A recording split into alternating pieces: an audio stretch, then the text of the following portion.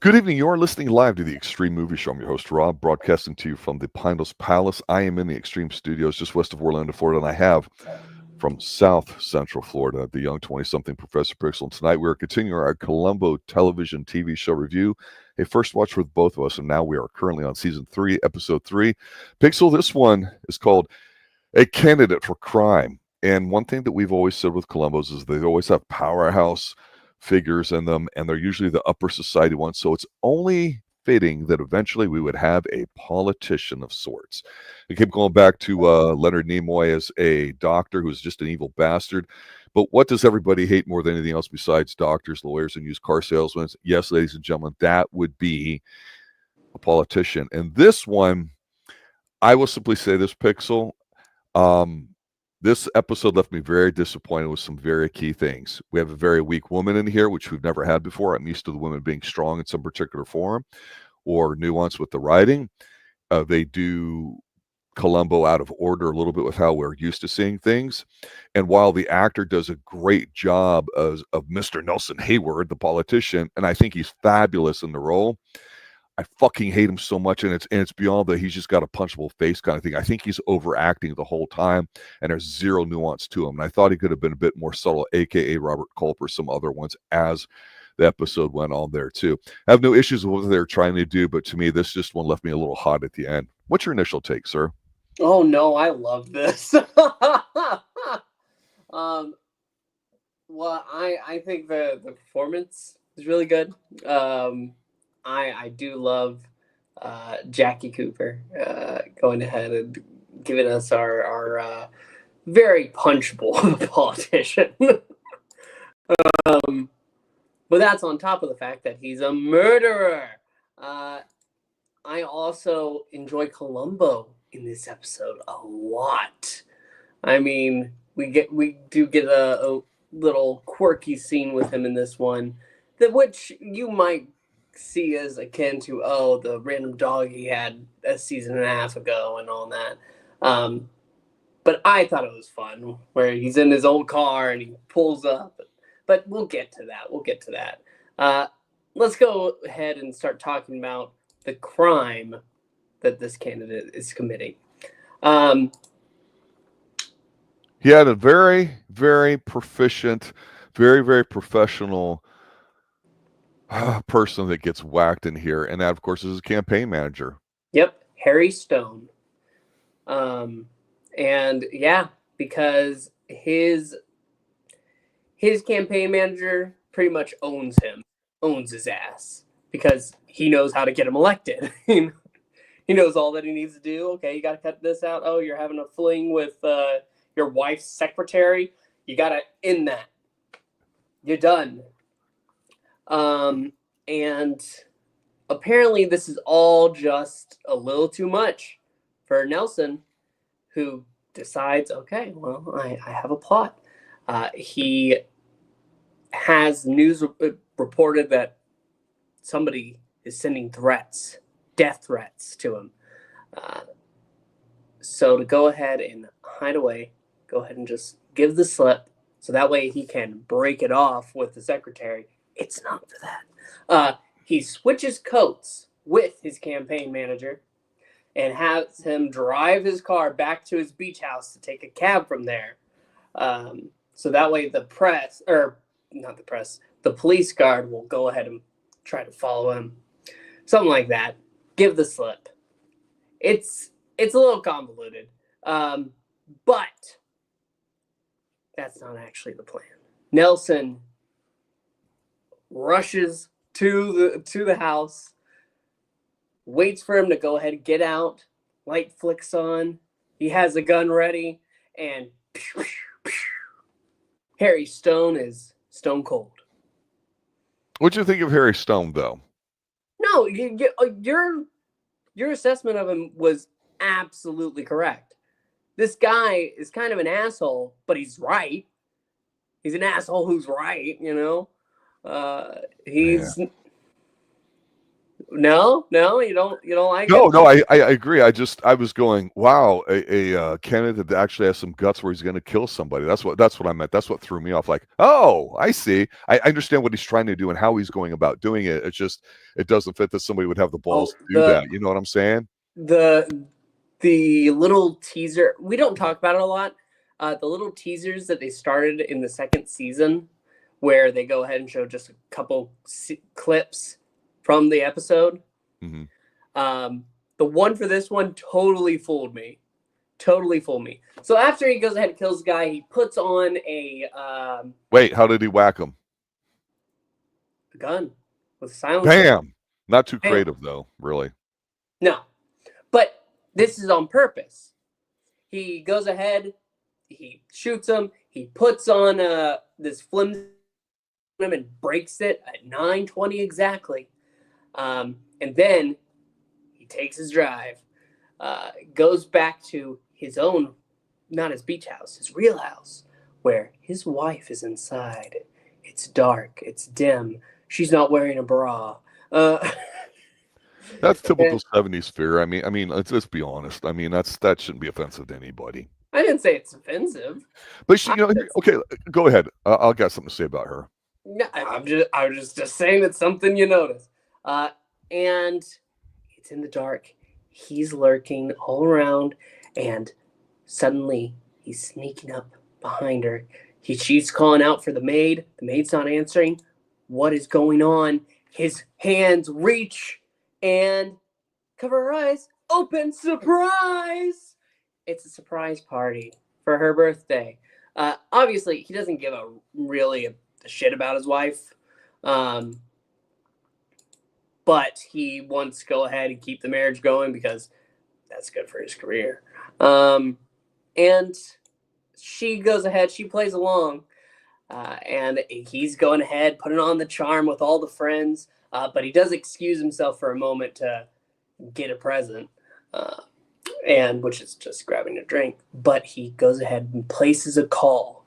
We keep good on our promises, because he is trying to make it look like Harry was killed by whoever's sending the death threats to Nelson. And we forgot to mention one thing, which is actually very, very interesting. This episode starts with us seeing Columbo. Correct. Because he was there as he was walking down I don't remember where it was, the hall of somewhere. And, oh, wow, I just saw him, is what he says, at his dentist. Look, I mentioned before at the beginning, the thing that disappointed me was that we don't have a strong female presence of some type here, whether I would like what they're trying to do. So you always say that behind, every great man is a great woman, all this feminist kind of ideals and stuff was really starting to get popular in the 70s. So, okay, I understand he's banging the one lady. She's no fashionista. She's wearing the cocoa brown stuff, kind of like that got popular in the 70s, the earth tones, as it were. She's not unattractive, but I was trying to understand what was appealing about her, or what was about him that was appealing, other than the fact that he's a politician and has got some stroke. He's not an ugly guy, but he's obviously mature and older, but he wasn't striking the way we've seen some other guys before that were just extremely flamboyant and over the top. So I'm watching this, and then when the whole strangulation, surprise birthday party, whatever, when his wife comes out there and then they have the conversation about, she knows how it's cheating, and no, I'm not, and we'll rekindle our relationship and we'll do all this stuff. We know it's a smooth job. The wife knows it's a smooth job. She even says it. But for some reason, she's older. She's not unattractive. But she just come across as a complete lutz, like, okay, I'll let whatever you're saying, even I know it's a lie, I'll let it go for now. It's like, what? And so I was wondering, okay, maybe her role is going to change as it goes on. And you can argue briefly later on towards the end that it does, but not really. And so I was really let down going, yeah, we're not supposed to root for the bad guy, but we're supposed to understand it or watch him unwind here. And he's just very one-notish. And I understand that they're trying to do a couple of things with Columbo. Hello, where's the friggin' basset hound, for God's sakes. Okay, I guess that was a one-off. That's fine. Maybe it won't be. I don't know. But here it's like I really didn't need any of that stuff. And they say that all elections are local. And so it's interesting for the time 50 years ago, because local television was really where people got their news. This is why wrestling and sports back in the day, especially with football in California and the South and just everywhere in the nation, United States, if you got on your local channel, that was a bonanza because it was all your ratings. Things are different now with Twitter or X or whatever you want to call it and social media. So it's interesting to kind of get a glimpse on how it was back then. So it was kind of believable. And it wasn't really about him running for a particular stance on an issue, right? So they didn't try to do anything with it, and they don't have to. So at this point here, I'm going, I just hope there's something more going on with the episode. Because at this point, I'm not feeling it. Really? No, I'm not. Well, I love when we do go ahead and get to Columbo. He's getting his teeth done. He's at the dentist. And you have the dentist saying, I'm Italian. You're Italian. But does anybody ever ask you if you're involved with the mob? And if you go ahead and you investigate in crime, they think it's the mob, don't they? If I were in your shoes, I would go ahead and change my name. You don't want to be a cop with an Italian name. Don't think you're connected to the mob. And it's actually a funny scenario because Columbo's actually trying to push off his comments as the news comes on, and it sounds like Nelson's dead because reported at his beach house. There's a body. So he goes ahead, I gotta go. And he rushes over, and half of the time at this scene, he thinks that Nelson's dead. Oh, man. I just saw him a few hours ago. And then once they go ahead and get inside, wait a minute, what? It's Harry Stone. He has one real moment where he goes ahead. He does look at the watch, and he climbs into what is that? What is that kind of car called? I don't recall. Hearse, something like that. The paddy wagon, the hearse, yeah. Okay, I see what he climbs. Okay. He's like, stop, wait, because he wants to go ahead and take a good look at the body. Well, not a good look at the body, mostly the clothes. And after that, he goes over to Nelson's house, the Hayward home, where the party is still going. He knocks on the door, the wife answers. Oh, well, we're having a party, but go through the back, have a piece of cake. No, it's actually very important. I need to see him now. And once he gets inside, he's able to say, Harry Stone is dead. And that's when Nelson turns on the, oh my God, I knew him for years. Oh, this is horrible. I'm shocked. And you have the wife like looking at him the entire time, catching on that something's up. And after this, we do get that scene where she's been drinking a little bit, and she's like, oh, what if I just go ahead and gave you? What do you think? What would that do for you? And Nelson doesn't like that idea at all. He's not trying to get rid of her. He's not trying to end his relationship with her secretary. He's trying to have it both ways and win the race. The man wants it all, and I don't blame him, I guess. So I was thinking there might have been like this ego thing with him that we'd feel it, but even then it was just, again, not feeling it. And so it's just one of those things where I'm like, okay. And I was looking to see if there would be a change in behavior of Nelson, right? Like he's feeling the squeeze and the pressure, because the one thing we've said about Columbo is that usually, for the most part, he's polite, professional with somebody.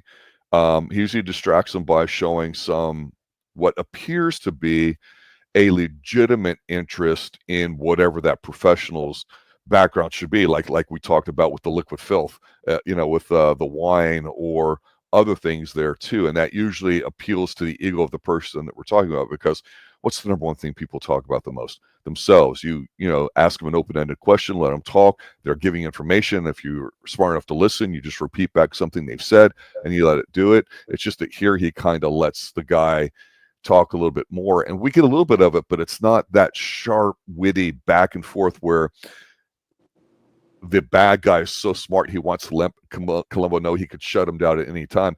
He generally tries not to really say anything, which I kind of thought was good, because I thought, wait a minute, maybe he'll be a dope and I'll just look really, really stupid as it goes on. But again, he doesn't. So at this point, I'm starting to get a little bit like, okay, what about the twist at the end? Am I going to miss something? Something going to be different? I do kind of like the twist at the end, actually, which we'll get to.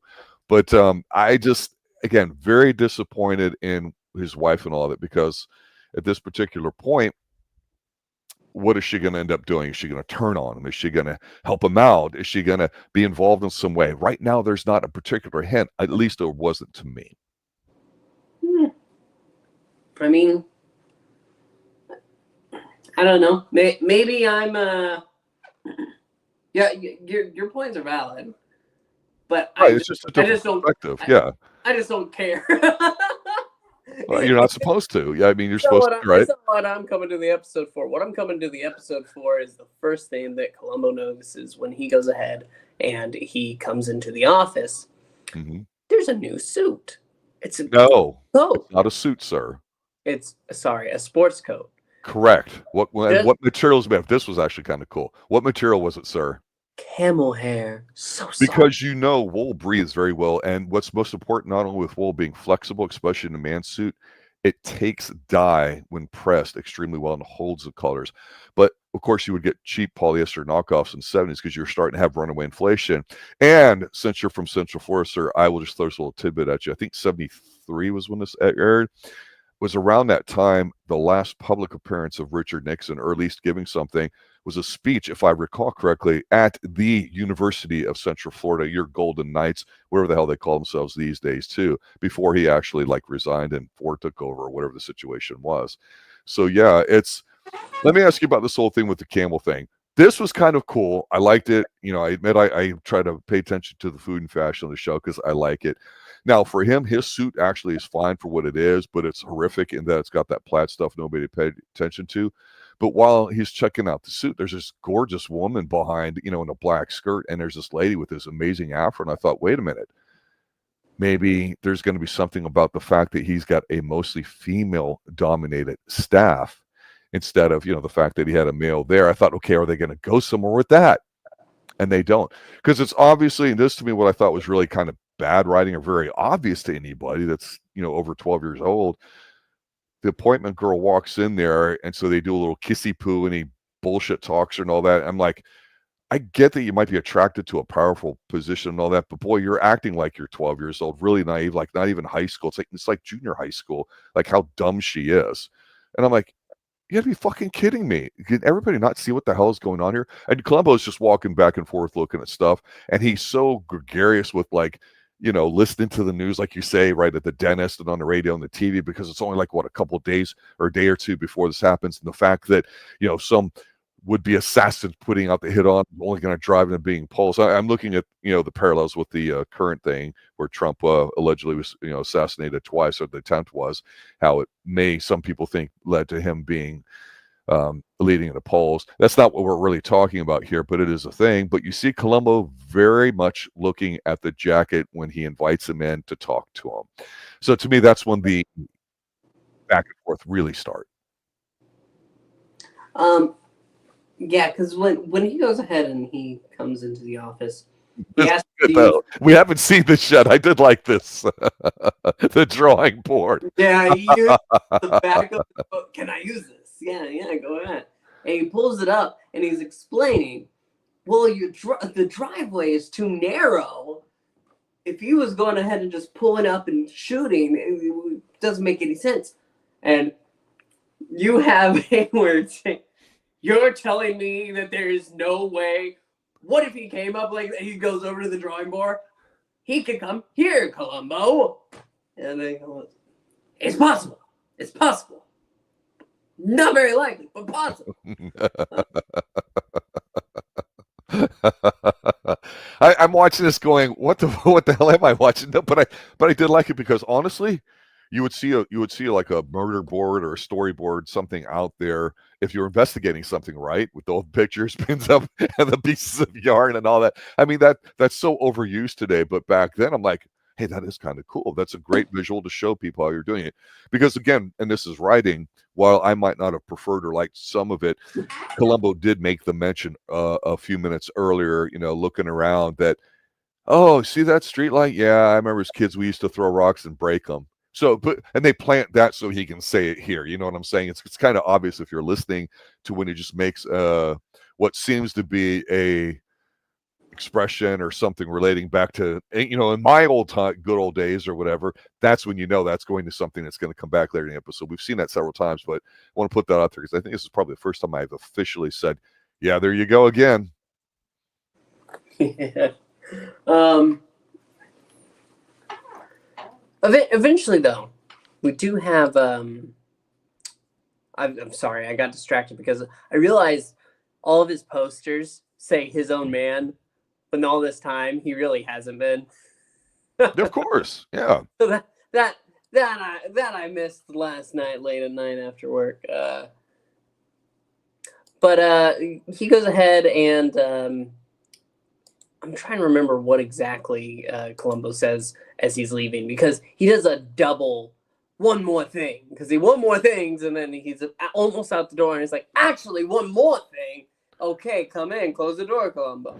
I can't remember what it was, but immediately after this, he goes to the tailor, and they obviously aren't very impressed with Columbo as he arrives. And you think so? No, oh, I absolutely think so. See, have you ever been to a tailor before, sir? Most people haven't. I thought this was interesting because I see what you're saying, and I thought, okay, are they turning this into like this guy's a stud because he's got scotch everywhere? I mean, in every scene he's drinking and all that. I'm like, okay, this is cool, and he does have a tailor. So I'm going, wait a minute, we're halfway through, maybe this guy's got some qualities maybe I'll want him to get away with it because you're going to a tailor. Now, when you go to a tailor, you would normally pick out your fabric. Whether you'd want like a camel hair or whether you'd want something. And they're how do I say it? Not polite. They're professional with Columbo. Well, perhaps you mean this, you mean that. They know Columbo's ignorant. I don't think they're laughing at him necessarily. Because fashion was a big deal here. And I've said this before, it might be dated, but whenever you watch 70s television, this kind of got away from the 80s, with the exception of the bigger enlarged collars, especially with women coming into the workplace, where they started having, especially in the late 70s, 80s, where they would have the shoulder pads kind of built in their dresses to look more squarish and less feminine, so it looks like they could blend in with males. Most of these people are actually dressed very well. I mean, I know Columbo kind of like slouches and stuff, but most everything fits him well. The guy that's talking to him, he's got your classic medium charcoal gray with the white lines, but he's got a very bold pattern on his tie, which contrasts with it. And to fit three patterns together on your shirt, tie, and jacket is extremely difficult. But he does have that thing going on. So this is actually a very clever combination, even though the guy is not what you would call strikingly good looking. But yeah, you'd pick out your fabric. You would know, oh, I want houndstooth. I want pinstripes. I want this. I want that. And so I actually love this scene because we don't see stuff like this anymore. We saw it in John Wick, right? Where he goes to get loaded up and all that stuff, but it's more of the guns and ammo thing rather than the suits. But yeah, back in the day to wheel this stuff out, oh, this was tremendous, man. I loved it. But I'm geeking out on the prop stuff, not the actual relevance to the episode, although it actually does have a lot, really, when we come to think of it. But yeah, I like the episode. I know they were like, yeah, this guy's not going to be spending any money, so they were patient with him. But I just wanted to argue that point because I actually really, these are some of the things when we're watching older stuff that I really like the fact they spent time showing all this. You don't see that anymore. Back in the day in malls, you could go into it, and there used to be stores of denim where it was literally thousands of pairs of jeans hanging on racks, this and that, perfectly folded. You don't get that now anymore. It's all shoved together and looks like shit. But you had these upscale type boutiques, and this is pretty pretty common, actually. People still dressed up in the 70s, sir. It really kind of went away in the 70s going into the 80s. So this makes me sad. It makes my heart a little sad. I'm sorry. I'm ranting. I'll stop. Yeah, no, I mean, this is why we talk. It is a good scene. I enjoyed all of that as well. But my main takeaway was that they were just being patient so that they could get his ass out of that. Oh, I had to park. And Columbo didn't really care about getting a coat made of that. He just wanted to know that. Oh crap! I've said his name 15 times. Nelson Hayward. That Hayward got. Yeah, Nelson Hayward ordered the coat 10 days before. After that, he does go ahead to speak with the secretary, his wife's secretary. Secretary. Sorry, I'm being an ass. Yes. And he just kind of wants a question. Well, did you know about the party for your wife? And I think she said that, no, I didn't arrange it.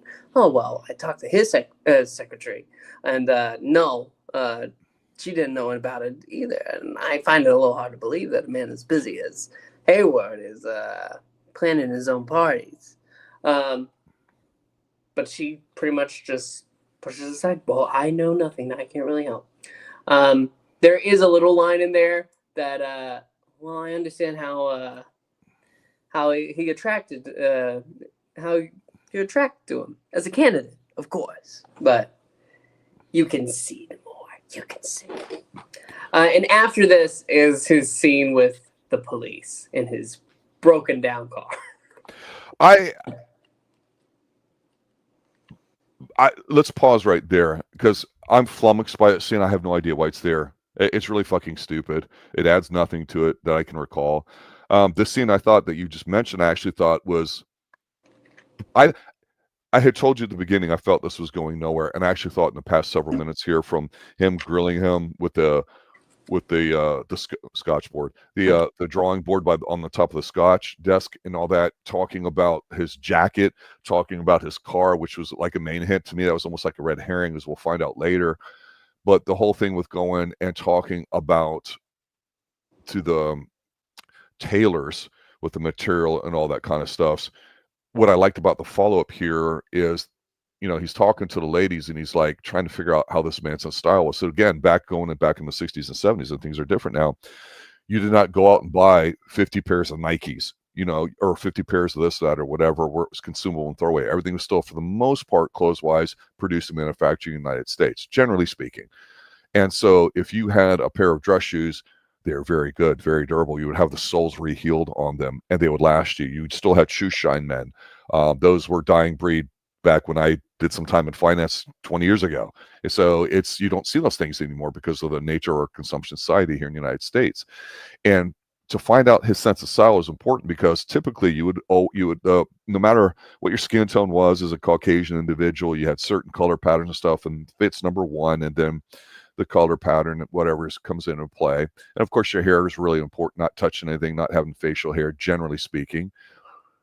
But the idea of having your watch match your belt being the same material, meaning if it's gold watch, you have a gold belt buckle. If it's silver, you have silver. You don't mix them. You don't blend them. You mix the same colors. You don't have a different tone wristwatch strap versus your belt versus your shoes.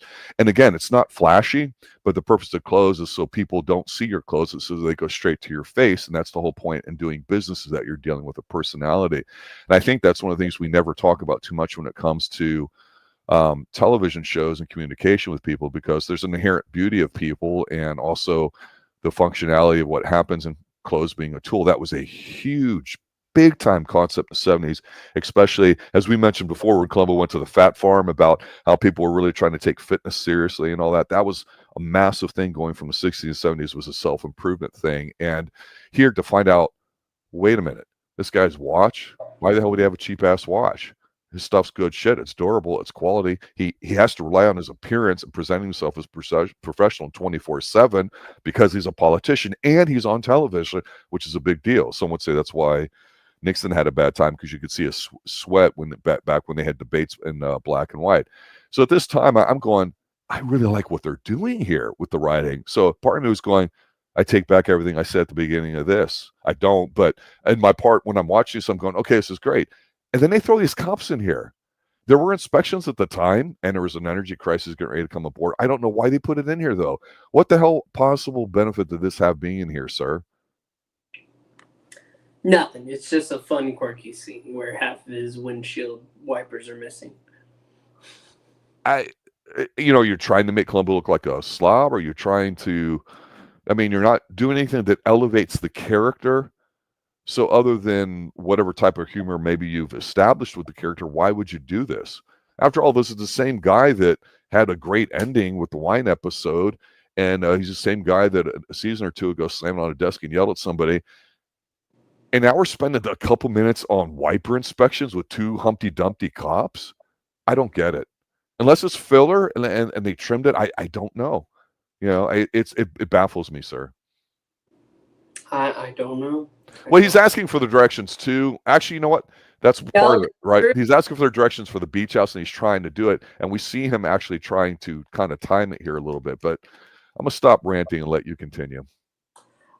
Actually, that is a great point, because I forgot that was the point of it too. It's distracting enough where you don't notice it, right? But sometimes Columbo gets that last little clue that puts everything together, the icing on the cake, if you will, by some random comment somebody makes at the end. But what I love is actually when he goes ahead and he gets to the gas station after this. And you read my mind, sir. Yeah. When he goes and you have the attendant there, and it's more than a gas station, because they're actually like working on his car. Did you know, Pixel, being the young 20-something, that back in the 70s, you would pull into a gas station and you wouldn't even have to do anything. You turn your car off. Groups of men would run out there. They would fill up your tank. They would clean your car. They'd wipe everything. They'd do all that right then there at once. Yes. Oh, man, back in the day. This is what it reminds you of, right? And actually, I got to look, but that actor, I thought that was a young something that would become something later on. He is a somebody. You know what? I'm going to look his ass up right now. Yeah, so him and Columbo are talking, and back then you would handwrite checks. They wouldn't even be cashed till the end of the month. So that's why he asks him about the back check stuff and all that. So that's just an anachronism back in there. That's just something you would see. Plus, he's writing the check up next to that old school phone that you could beat the shit out of somebody with. I miss these old phones, man, big time. I know we got the wallet with the murder here. Maybe the gun thing disappointed me. I don't know, but this was an okay scene. Yes, because after he goes ahead and he writes that, the attendant reveals, yeah, no, there was a murder here last Tuesday. Of course, it's going to be the one day that we're closed. And Columbo looks at, what do you mean? We ran out of gas at 8 o'clock.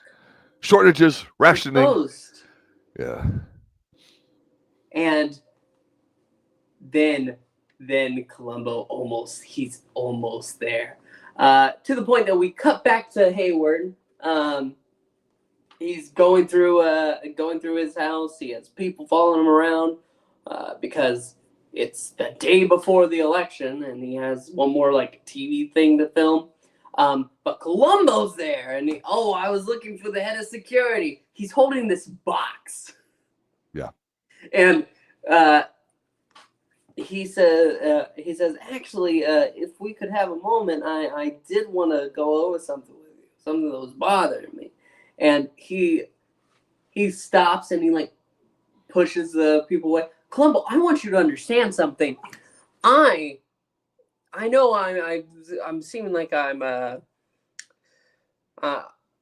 avoiding you. I'm not. In fact, I will answer any question that you want at any time, anywhere. And Columbo's like, oh well, let's go ahead and talk about this. It's something that's bothering me. Your coat. Well, I went over to after I talked to you the other day. I went over and they said it would take 10 days, and I needed to go by Saturday. And he's like, well, that's too bad. But why would you order a coat? Detective, did you get a good look at that coat on the body? If you took a closer glance, you could see that the hems at the sleeves were coming apart and starting to fray. Oh, and there was a cigarette burn on the left sleeve. And he's basically saying, the jacket was shit. I needed a new one. And then he brings up one other thing, but, I need to go ahead and, are you okay to walk and talk? And they go outside, and the director's pretty much taking over, except Columbo gets to mention, if he goes ahead and his watch stopped, the murder was at 9:20, the phone call took place 9:23, and at that point, he says, well, did you know that Harry Stone had his watch like 5 minutes fast? Now, Yeah, he's close starting people, to slip here, they isn't do he? that. Yeah. Yeah. But Columbo says, okay, because at that point he's like, isn't it conceivable that if it's actually 5 minutes, he could get to a gas station, give a call? It's like, yeah. Except it closed at 8 o'clock, and you can see that moment, like, oh shit. Yeah. Sphincter tightens up, rather obviously. And as he's walking to get ready to film the scene, and I suppose the payphone's inside. And you have Columbo. Yep. It's just so good because he knows, and he knows that he knows. And then you have the wife there. And she looks cute here. I mean, and her attitude was a little different. So I thought, is something going to happen here? And Columbo pretty much pulls her aside after they're being told to quiet down. I have a question for you. Now, these shoes, these belong to Harry, and I was thinking, heavy, they're built to last, and they don't match his watch that was found on him. Now, why? Just like you were saying earlier, the watch, he wouldn't have that. They know exactly what kind of watch he would have. It wouldn't be that one. It'd be something a little more built, just like this. And the wife is starting to get nervous after that because Columbo kind of disappears, and she pulls Nelson aside. Hey, what's going on? This detective is starting to worry me a lot, Nelson. And Nelson, I thought that Nelson might actually confide in his wife. I thought the wife would stumble on it, but nothing that interesting happened. Instead, Nelson just tells her to quiet down. It's fine. Don't you worry. And we get to the point after where it is election day.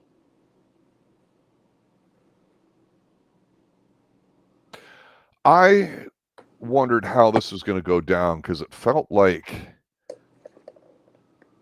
it kind of went down. And is there going to be something else to it, right? Because usually you get the big aha. I'm not saying that we don't. But for me, I really liked the setup here of the fact that he's giving this live speech, local television. The early polls are cutting in. We're talking this county here has got 20% turnout already, and 56% of the votes are ready to call it. All that stuff. And he's standing there by a pool, typical a 70s style, California, Mediterranean, whatever you want to call it, wherever they're filmed it. And I really like the fact that Columbo is it already primed him for the gotcha. But normally instead of hitting with a hammer, like pulling his hands out with gloves, which is still like, oh man, so good. That here he's just kind of like death by 1,000 cuts. But what I really liked, and this is the only redeeming thing about his character to me, was the fact that he's giving a live speech talking about it with people there in a small backyard with all the TV people out there. And of course, machines are a lot bigger rather. It's all analog, right? And so he's getting distracted while giving the speech, and you see him going back and forth. To me, that was well done and well acted, and that was a highlight for me of this episode. Other things have their ways that they choose to end. Sometimes it's a relief. Sometimes it's, just roll the credits, right? Here, I like that. Tim Robbins, that's the guy I'm thinking of. I could swear that's what that guy looks like, the gas station attendant. May or may not be. I don't know. So I'm not shitting on Jackie Cooper, the actor, doing this role, but he was basically to me all the same through this until we get to here. I thought, wow, if only something like this powerful would have started the episode, and the murder might have had something more one level deep attached to one of the women, or maybe a woman was behind pushing him and he's a coward like we all think of politicians, because nobody's like politicians. Even in the 70s they didn't. So with Columbo kind of fawning over him professionally like we know he sometimes does with people, I just didn't really like that. It was just too cutesy, and so sometimes you slip into that. I just don't know. But and his own man, like you mentioned that on his posters and his campaign slogan or whatever. Yeah, I guess he is, right? Because he whacks a campaign manager who's obviously the brains behind it, or was. It wasn't the women behind it. I thought, okay, we could have maybe a sense of irony if a woman came up with that, if there's something more to it. But the very final part here, I want you to describe, sir, because I thought if they had just ended it here, kind of, that would have been great. But the rest of it was just a big flop to me. This is so silly. This is Wile E. Coyote, Roadrunner, Acme, firecracker nonsense bullshit. Go ahead, sir. Really? Because yes, this is horrible. Horrible. This is the, hey, we're just going to write this. Nobody's going to believe it as long as they don't watch Looney Tunes eating their cereal Saturday morning. This is insulting to me. Go ahead. Give us the setup, sir. So, day of the campaign. He's going to go and later in the day and vote with his wife. But he is first, he has the police all around him. He went ahead and I forgot to mention, he did have a note that he made that he cut out himself, like, we're after you, you win, you die, blah, blah, blah. So stupid. Silly. It is, but it's so fun. And he has the secretary, not his, but his wife's, go ahead and tell the police. So that way they up the security around him and get a little more attention and make the threats feel real, because Columbo's already feeling like they don't exist. At this point, he goes ahead and he has the same secretary bring in a briefcase, just some personal files for the campaign to finish up. He needs them immediately. And I'm telling you, every scene he's in, the glasses of scotch, how many he's got poured increases. Because I counted like 4 when Columbo was bitching at him, and now when the chick's coming in, he's got like 5, and I'm like, oh my god, this guy's a machine.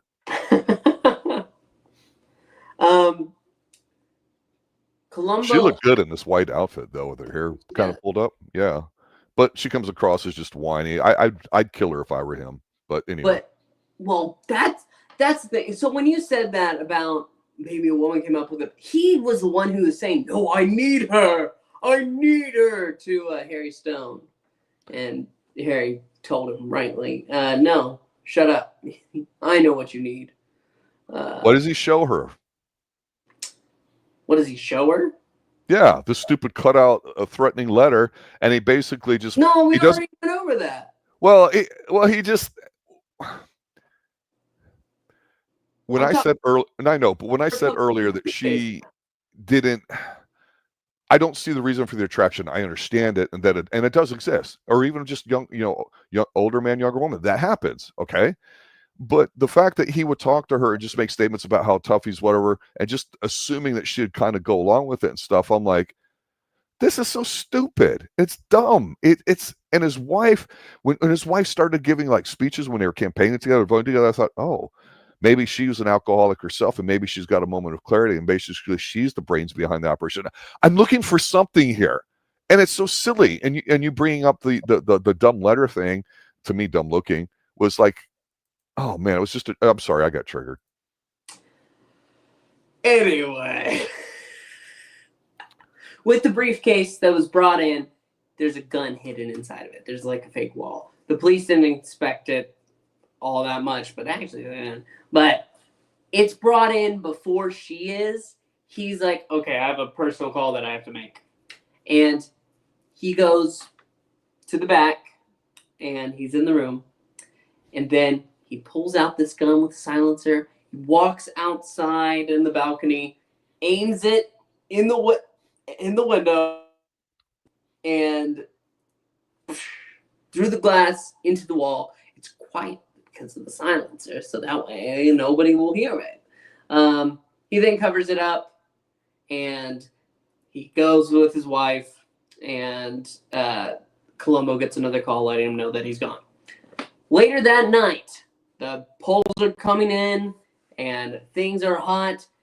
He decides, okay, this is going to be it. This is going to be that thing that establishes the threat of my life. He sends the secretary, sends her back with the briefcase that way. No, you cannot find a gun here. And after this, he goes into the room for a moment alone to make a call. Sets a fire outside the balcony. It pops loud enough, convincing enough to be a gunshot. Everybody rushes in. Fucking firecracker. Give me a break. Get him down. And they see the hole in the glass. They see the hole in the wall, and everything's coming together. And then Columbo, let me in. And you have this man spiraling into, oh, do you see a gun? Is there a gun? Can you find a gun? To Columbo. And he's like, no, sir. No. Then you go ahead, you dig into that wall, pull out the bullet, get ballistics on it. You'll see that it matched the same person that killed Harry. And Columbo's like, yes. I already did. And he stops. And he pulls out the bullet in a little handkerchief, and he's like, when I got it out 3 hours ago, when you left. See, when you went to go ahead and place your call, and you go ahead, and it's all, the phone system's all connected, so if you're on the phone, it lights up. I was waiting, it never lit up. So I was thinking, what the hell were you doing in there? You left. My curiosity got me. I came in here. I saw, noticed the glass, noticed the hole in the wall, and pulled out the bullet. And that's where it ends. Because he's gone. You're under arrest. Boom. It's you're right. It is cartoony, but I love it. Shit. It's dog shit. I love it. It's so stupid because the kind of gun that he used could not be used like a sniper rifle. That's another thing, right? I just doesn't work for me. Really? No, yeah, this guy, I remember him as a kid because the very first cartoon movie I saw, when I say cartoon, I mean comic book movie, was the original Superman, right? I saw all those in theaters and all that. And the last good one to me was Blade. I'm just kind of digging at people here a little bit. And so I remember him. So this guy's, I think, like I told you, I think Jackie Cooper did a great job being a politician here and being like one notice all the way across, because that's what you think of. They're like robots, right? Politicians. Very disappointed, let down by the fact that you got a competent guy that was a very strong character in his manager early on, whacking him. Didn't make sense to me. I mean, look, I understand why some people get killed or there's an accident, right? So that's an element that early on you go, that's an aha, I get it. Here it made no sense other than he wanted it all, sure, but basically his program manager was right. Yeah, hey, chill, keep it between your legs for a few days. Worry about it later after you win. Okay, that's exactly what makes sense. And they have professional coolers that would be hiding that stuff anyway. Nobody cares. Nobody cared then. It didn't make sense. And the women were just horrible in here, the way they were written. I was very disappointed. I don't know. I with what we've gotten with women before, this was a big letdown. And it wasn't like, okay, I'll go on the straight and narrow because I've just rekindled things with my woman and all that, and then maybe the girl starts going, well, no, you said you're going to be with me, and dumb. And a firecracker in the gun, no, just no. I know I was marking out about the whole Taylor thing and all that because that's kind of cool, but now I would just take my measurements, send him my tailor in Hong Kong, and he can craft something for me right after he measures them, right? But it was key to the plot. So the cleverness of some of the Columbo stuff, while in here, there's just a lot of extra crap that doesn't need to be here, and definitely is in here too. And it just, again, some of those 70s anachronisms that I spent a lot of time explaining because I recall some of them. Again, whether you know it or not, it's just, yeah, I could leave it. I'm not going to take this episode. Not going to do it. You give me Donald Pleasance, you give me Liquid Filth, then you give me this. This is trash, relatively speaking. Final thoughts, sir. It's not trash to me. I don't know. I think you can like it, and it can still be trash. I think, you know what this reminds me a lot of, in a way? One you really loved with the old captain that goes ahead and what does he goes ahead and sets up somebody. But it's a fun episode. It's fine. It wasn't one of the best. But here, it's not one of the best, no. But it's very enjoyable, very entertaining. And I love the fact that twist at the end, because it's stupid, yes. But the fact that he already has the bullet out the wall, and I was hoping he would do that, and he didn't. They left a lot on the table for me, sir. I'm looking forward to season 3, episode 4 on our next Columbo review.